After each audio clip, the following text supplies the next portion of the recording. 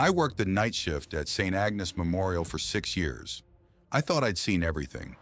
Code blues, psych holds, grieving families at 3 a.m. But nothing prepared me for the seventh floor. The floor that officially doesn't exist. The floor I was told on my very first night to never open the stairwell door to.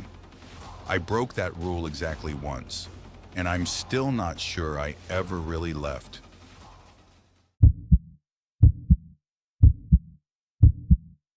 My name doesn't matter for this story. What matters is that 4 years ago, I needed work bad enough that I didn't ask too many questions when the hospital's HR manager offered me the overnight security position at nearly double what the mall job paid. St. Agnes Memorial was an old building, the kind of hospital that had been added on to so many times over the decades that the floor plans stopped making sense. Wings that dead-ended into supply closets, elevators that only served certain floors, and an east stairwell that, according to the building directory in the lobby, connected floors 1 through 6. The building had 7 floors. On my first night, my training officer, a heavy-set man named Dale, who'd worked there for almost 20 years, walked me through the whole route. Emergency room, parking structure, loading dock, standard stuff. Then we got to the east stairwell on the 6th floor, and he stopped walking. "Door stays locked," he said, "not because of policy, because I'm telling you to keep it locked." I asked him why. He didn't answer right away. He just looked at the door for a second too long, like he was checking whether it had hurt him. "Old wing," he finally said. "Closed off after a fire back in the 90s. Asbestos, structural stuff. Nothing up there but broken equipment and mold." That would have been a perfectly reasonable answer. Except the hospital's own floor directory didn't list a 7th floor at all. As far as the building's official paperwork was concerned, St. Agnes Memorial had 6 floors. Period. I let it go. New job. Didn't want to make waves. The first month was uneventful. Rounds every hour, coffee in the security office, small talk with the ER nurses during the graveyard lull between 2 and 4 a.m. The hours when the hospital gets strange and quiet, like the whole building is holding its breath. It was on my 23rd night, doing my 3 a.m. sweep of the 6th floor, that I first heard it. A dragging sound, slow, deliberate, coming from directly above me. Above the 6th floor ceiling tiles was supposed to be nothing but crawl space and ductwork. No rooms, no people, just insulation and pipes. I stood still in the hallway and listened. The sound moved, a slow scrape, pause, scrape, pause, tracking from one end of the hallway ceiling to the other, directly overhead, matching the pace of someone walking with something heavy dragging behind them. I told myself it was the HVAC system settling. Old buildings make old building noises, but HVAC systems don't pause exactly the length of a footstep, and they don't stop all at once the moment you stop walking to listen. I brought it up to Dale the next shift we overlapped. He didn't laugh it off the way I expected.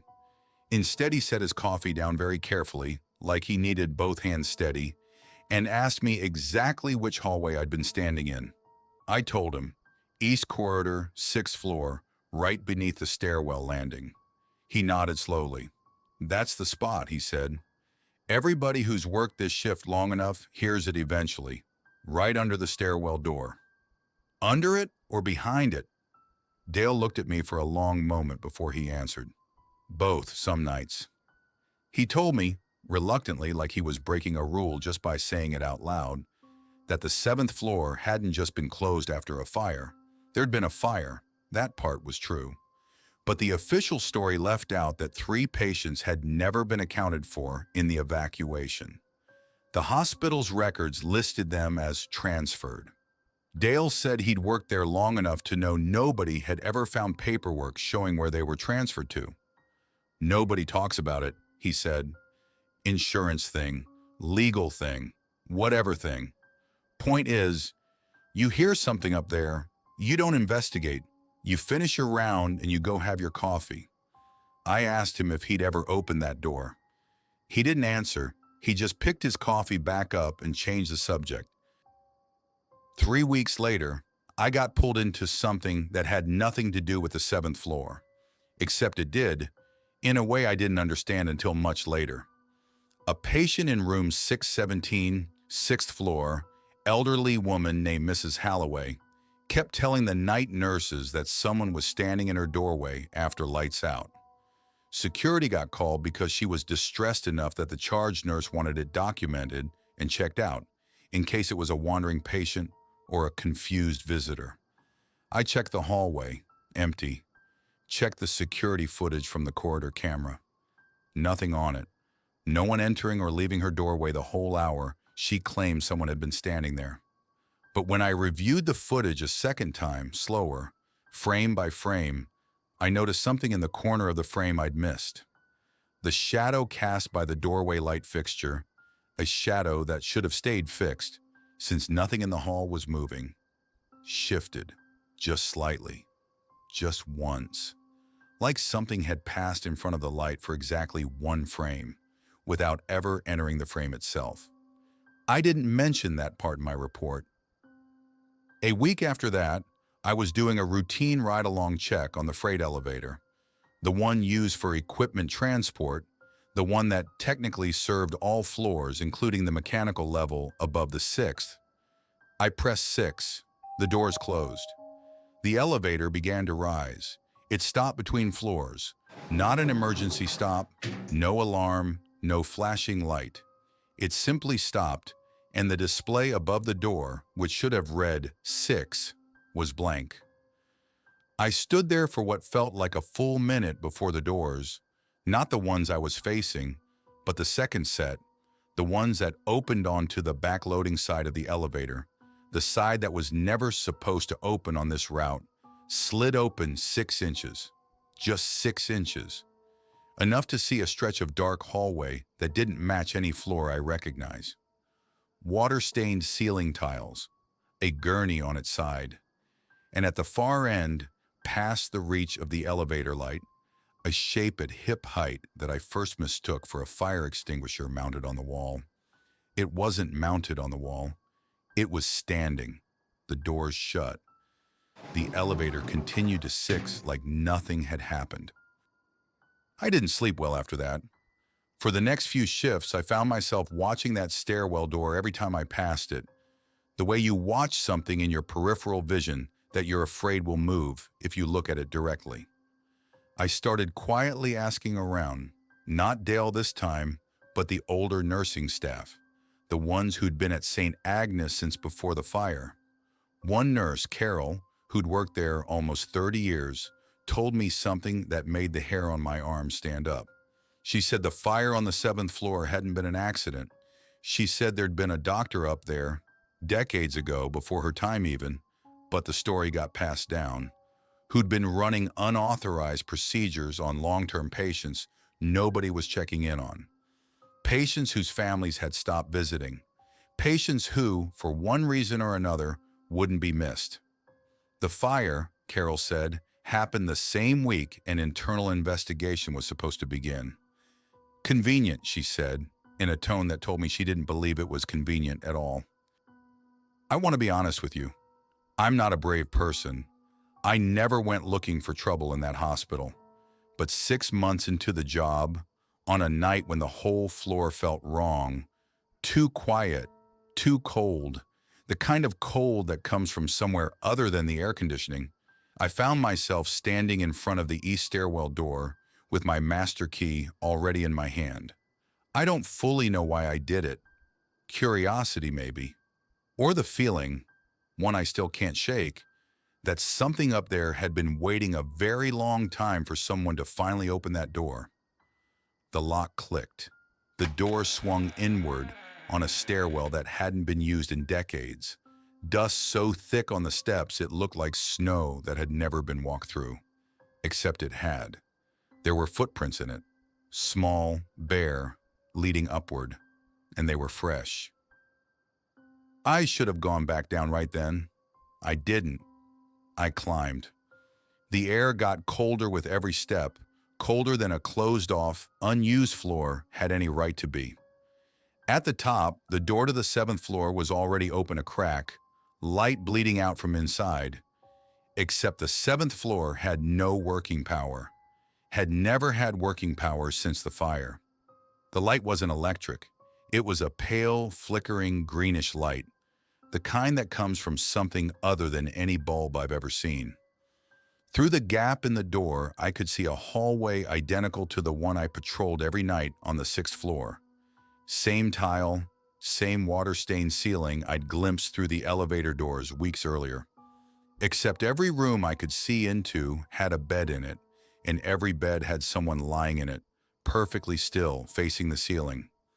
And every single one of them, I realized with a cold drop in my stomach, turned their head toward the door at exactly the same moment I looked in. I didn't run immediately.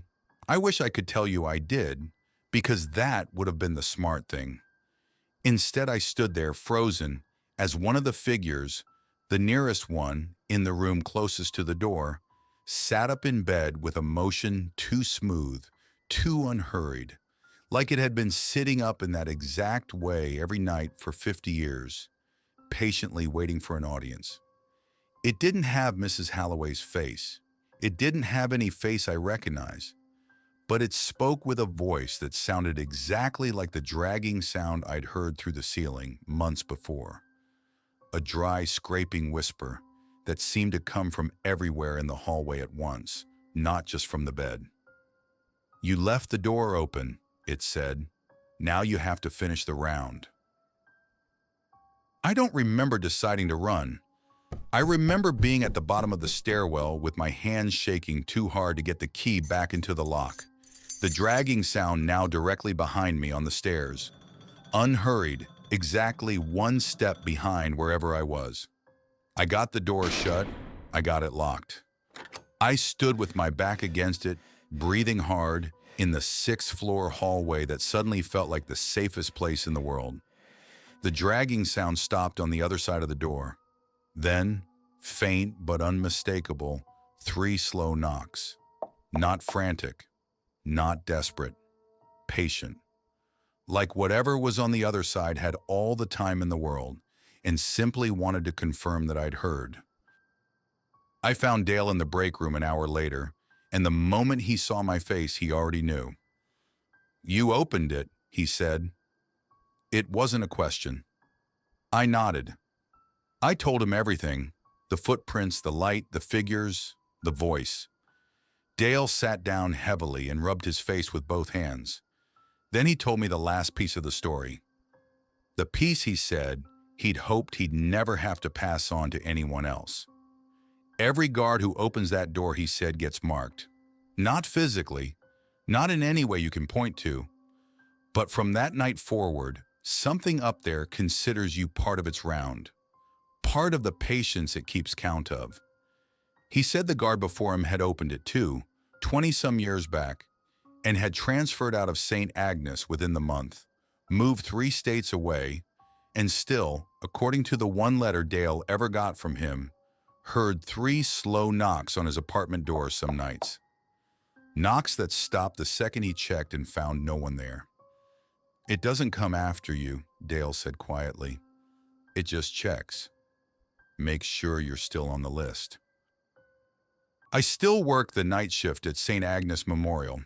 I've thought about quitting more times than I can count. But Dale told me something else that night that I've never been able to shake, that the ones who leave don't actually stop hearing it. They just stop having someone else on shift who understands what the sound means. So I stay. I do my rounds. I don't open that door again. Not ever, no matter what I hear through it. But some nights, usually around 3 a.m. in the east corridor of the 6th floor, directly beneath that stairwell landing, I still hear it. Slow, deliberate, scrape, pause, scrape, pause. And every time, right on schedule, 3 knocks follow. Patient, unhurried, just checking that I'm still on the list.